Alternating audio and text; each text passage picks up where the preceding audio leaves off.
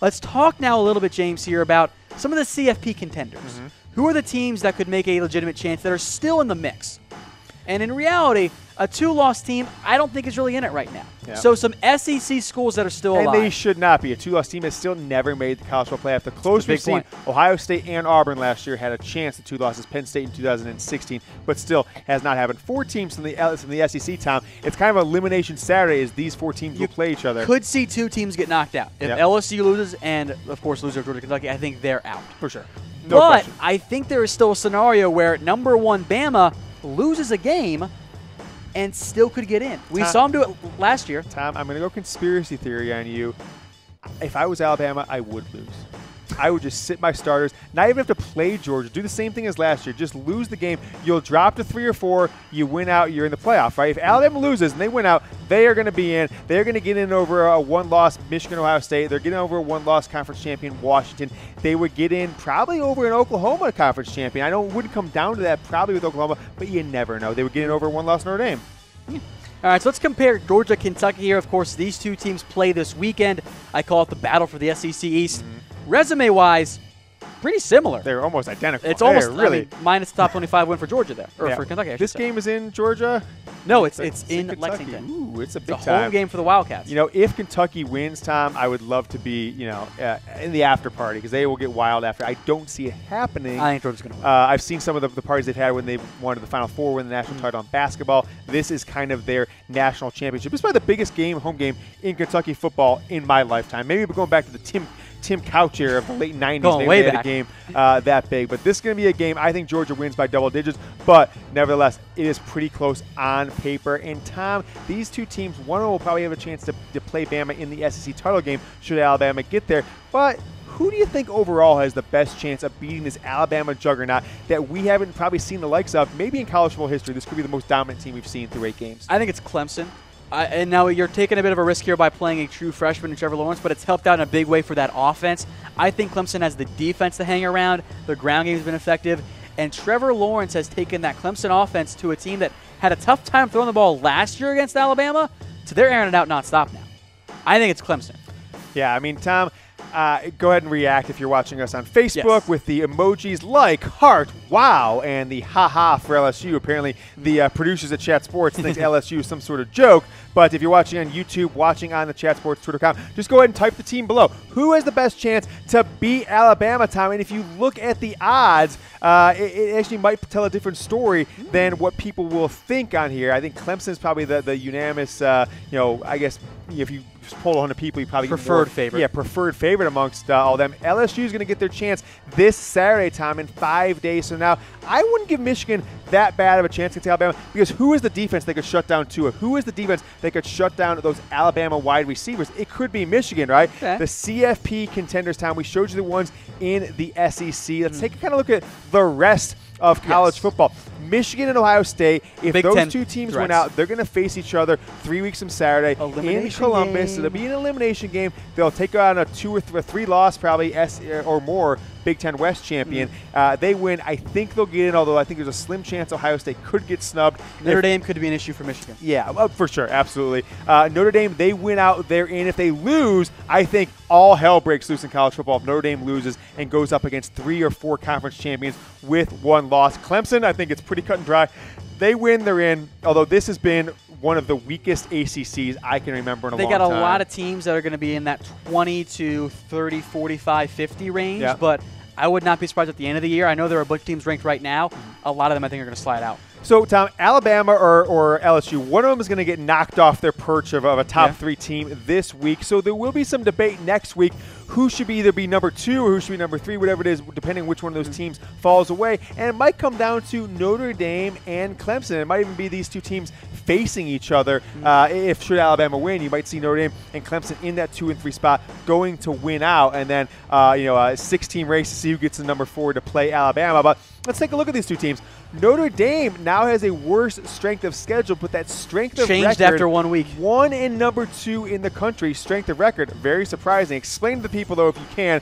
Maybe explain to me. What does strength of record mean? So strength of record, it includes strength of schedule, i.e. what the teams you beat marks were. Yep. but it lessens the value of, okay, you beat up on that group of 5 school that ended up winning 8 games. Yep. It incentivizes better quality wins. In reality, it's kind of thinking, okay, what would the average top 25 team do against these teams? Yep. How many games do they win? They all merge them all together. So it incentivizes those higher quality wins and reduces, oh, you beat up on, for example, a Georgia Southern team that has one loss only to Clemson, but they're Georgia Southern. But look at the hypothetical odds here, Tom. Yeah, huge. Clemson would be favored by 11.5 points over Notre Dame. If you were forced to put Tom Downey's Bet DSI 120% bonus money, CFP 120, who would you bet your money on if it was a neutral site? Let's say it's here in Dallas, like the semifinal is going to be. If this game's here in Dallas, the game is this weekend, who you take? The way that Clemson has looked the past few weeks, I'm going Clemson. Okay.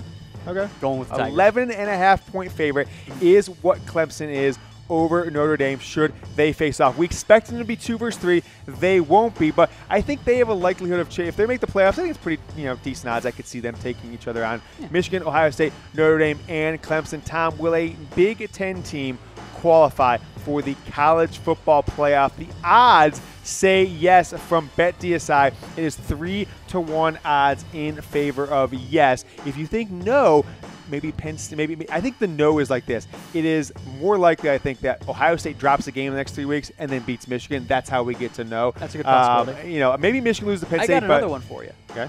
Michigan beats Ohio State. Clemson keeps rolling. Alabama keeps rolling. Notre Dame drops a game. Oklahoma goes undefeated the rest of the way. And then you got to pick 2. Oklahoma, Michigan, Notre Dame. It could happen. Shouldn't be Michigan over Notre Dame, right? Maybe. I would assume, but then again, we'll see what the committee ends up doing. So I do think they'll qualify. I do think Notre Dame's going to drop a game at some point too, maybe possibly to Syracuse. Maybe they get upset to Northwestern, for example. But I do think a Big Ten team will qualify this year. Tom, you can make this bet at BetDSI. Promo code CFB120 gets 120% bonus. Use the URL chatsports.com/bet. Why are you watching this show and not betting on college football? It is making my Saturdays more enjoyable. Tom, I was in a 7-week winning streak until this last week. Yeah, I dropped the game 2 and 3, but amazing year. Loving it on BetDSI. Chatsports.com/bet. Promo code CFB120 gets you 120% bonus on what you put. First deposit that you put down with them. Let's take a look at the rest of the CFP contenders, Tom. Yeah. So I'll make note here, the only non-top 12 team from the CFP rankings that we don't have on here is Florida.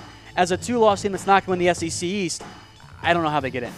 Instead, we'll put West Virginia on there because if the Mountaineers go undefeated the rest of the way, they'll be in a lot of good teams down the stretch. Yeah, they have the most backloaded schedule of all time, and they've already dropped a game, Tom, to Iowa State. They've got Texas, they've got Oklahoma coming up, right? They've got they have Oklahoma State coming up, yeah, I think. They've got them all. They've got all the good Big 12 programs. Really tough games coming down the stretch. I don't think that they necessarily have the opportunity to win. But if we get outside of the top 10 into that 13, 14, if these two teams won out, UCF and West Virginia, which could happen. I mean, I think West Virginia will slide over them.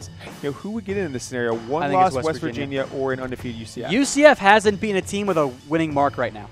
Yeah. Every team they've beaten is either 500 or worse as we sit right now. And that might change next week, but still. You know what the problem with UCF is in the grand scheme of things?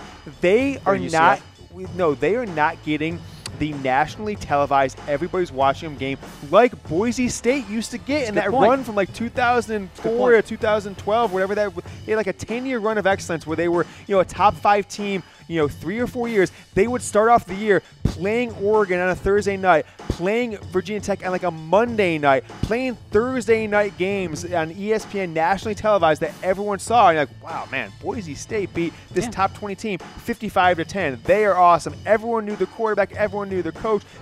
They had a brand. UCF has no brand. They have no brand. They have no brand at all. And their coach, went to Nebraska. And so I just think you've got to have all these other factors go in your favor that UCF does not have, and that's kind of it's like no one really cares enough about UCF to make a statement for them in that room. So the Big Ten threats are Oklahoma, or Big 12 threats, are Oklahoma, West Virginia. Will one of those programs get in? Tom, it is twice as likely, according to these odds, that a team will. I guess 3 times likely that no. Right? I'm a little math challenge here. But the odds are in favor of them not getting in. So you've got to put up $300 risk to win 100 if you say no. Am I getting these odds wrong? I could be getting them wrong. I think that they will get in. I think that makes sense for the Big 12 because here's what I think is going to happen.